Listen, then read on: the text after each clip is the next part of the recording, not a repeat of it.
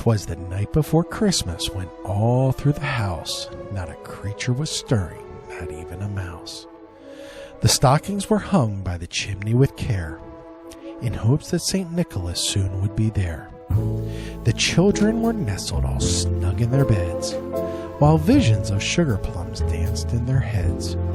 And Mama in her kerchief, and I in my cap, had just settled down our brains for a long winter's nap, when out on the lawn there arose such a clatter, I sprang from my bed to see what was the matter. Away to the window I flew like a flash, tore open the shutters, and threw up the sash. The moon on the breast of the new fallen snow gave a luster of midday to objects below, when what to my wondering eyes did appear but a miniature sleigh and 8 tiny reindeer, with a little old driver so lively and quick I knew in a moment he must be Saint Nick. More rapidly than eagles his coursers they came, and he whistled and shouted and called them by name. Now Dasher, now Dancer, now Prancer and Vixen, on Comet, on Cupid, on Donner and Blitzen, to the top of the porch, to the top of the wall. Now dash away, dash away, dash away all. As leaves that before the wild hurricane fly, when they meet with an obstacle, mount to the sky. So up to the housetop the coursers they flew, with a sleigh full of toys and St. Nicholas too.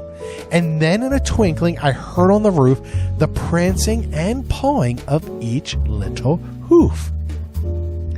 As I drew in my head and was turning around, down the chimney St. Nicholas came with a bound. He was dressed all in fur from his head to his foot, and his clothes were all tarnished with ashes and soot. A bundle of toys he had flung on his back, and he looked like a peddler just opening his pack. His eyes, how they twinkled, his dimples, how merry. His cheeks were like roses, his nose like a cherry. His droll little mouth was drawn up like a bow, and the beard on his chin was as white as the snow. The stump of a pipe he had held tight in his teeth, and the smoke it encircled his head like a wreath. He had a broad face and a little round belly that shook when he laughed like a bowl full of jelly.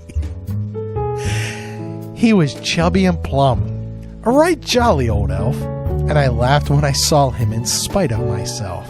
A wink of his eye and a twist of his head soon gave me to know I had nothing to dread. He spoke not a word, but went straight to his work, and filled all the stockings, then turned with a jerk, and laying his finger aside of his nose, and giving a nod, up the chimney he rose.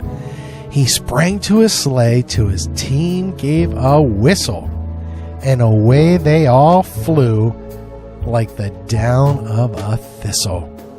But I heard him exclaim, ere he drove out of sight, "Happy Christmas to all, and to all a good night." All right, good night, everybody. Now get to bed.